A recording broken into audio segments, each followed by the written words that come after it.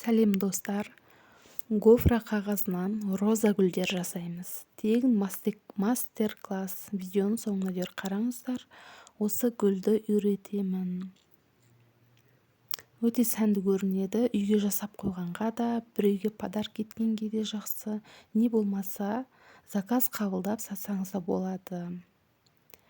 Мен осы қағаздардан 2-3 түрін алдым. Енді қызыл түстін пайдаланып, осыны 4-4 қылып кесіп алам. Көз мөлшермен кесіп жатырмын. Сіздер алғашқы үйренгенге сызып алыңыздар.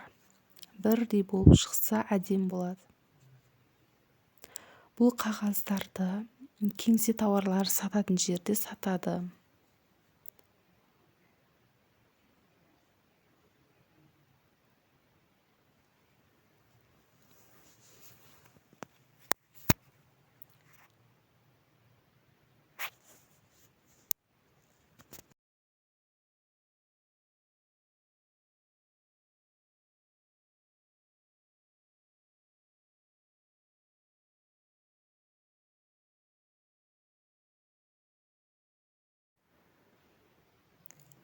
Жиырма штуктай шықты.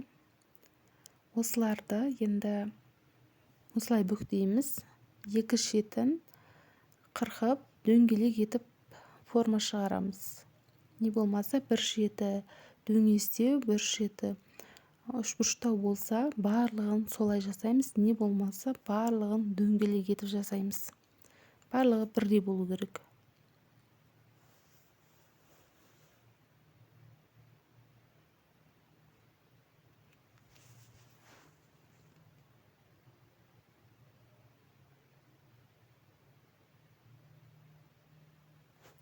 Мен 2-3 түрін көрсетіп жүрейін, үйреніп алыңыздар. Міне осылай жасайды.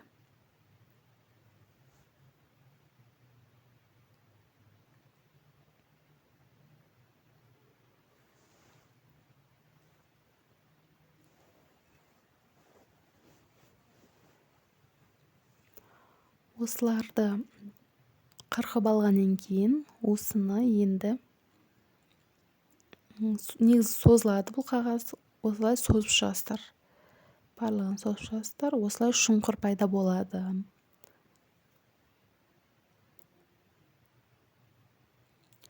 Осылай шұңқыр қалдыру міндетті.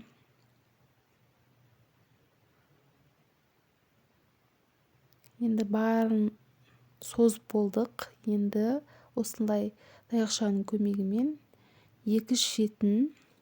екі шет арнап тура осылай қайырып шығасыздар. Сәл ғана артқа қарай қайырсаңыздар, өз формасын ұстап тұрады. Тура роза гүлдің күлтелеріне ұқсап тұрады. Мінекей.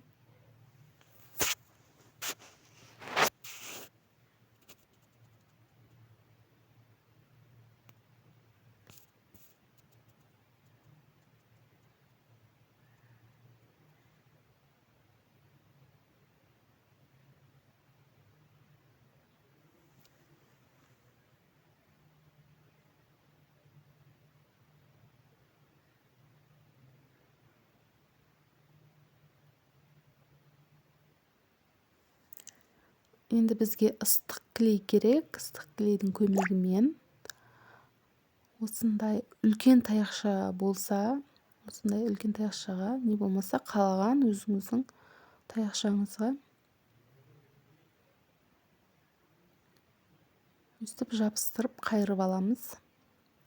Одан кейін шетінен кезегімен осылай жабыстырып шығамыз барлығын.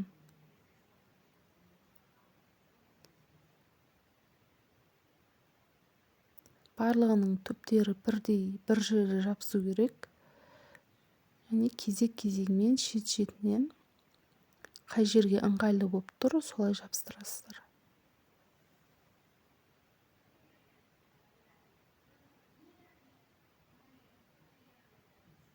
Міне гүлдің формасы шығып жатыр.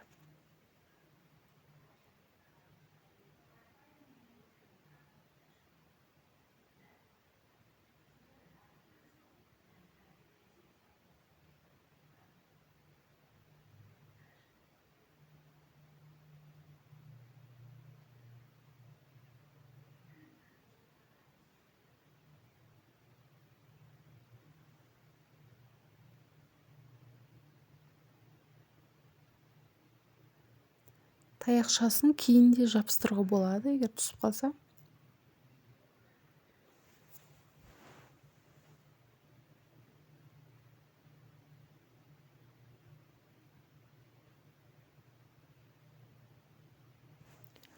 Бұл гүлді жабыстыр клейді қайырылмаған жағына клей жағасыздар. Қайырылған жағы гүлдің беті болады.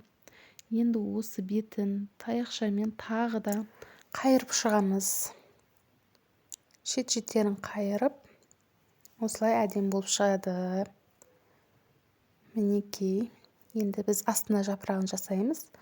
Оған жасыл түсті гофра қағазын қырқып алып, осылай қырқып шығамыз.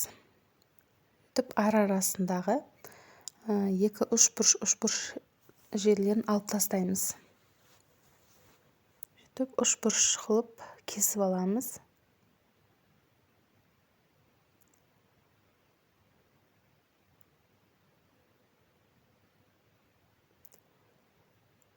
Бұны алған кезде, қырқан кезде, мына 2 шеті созылатын жағын есептеп көріп жасаңыздар. Созылмайтын жағынан қырқып қойсаңыздар болмай қалады. Мінекей созып жатырмын. Осылай созып аласыздар. Және ортасынан бір рет кесесіздер. Мінекей бір рет өстіп қолды үйретіп алып, клейді жағып шығамыз. Тез қимылдаймыз, клей қатып қалуы мүмкін. Осылай созып жабыстырып қоямыз.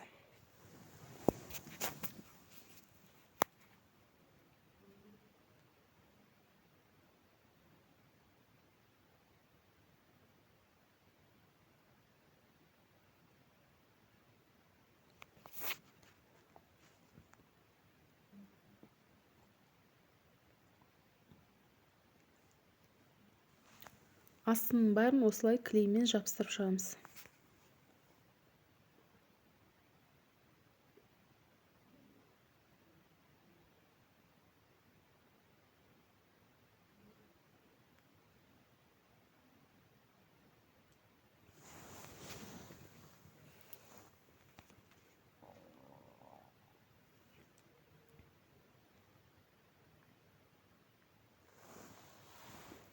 Міне тура роза гүлден аумай қалды. Енді жапырағын жасасақ.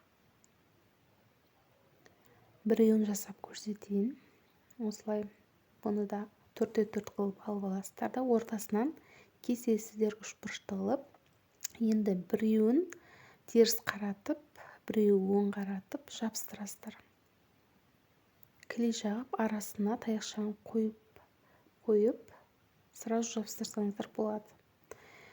Бұны да жапырақтың формасы етіп кесіп аласыздар.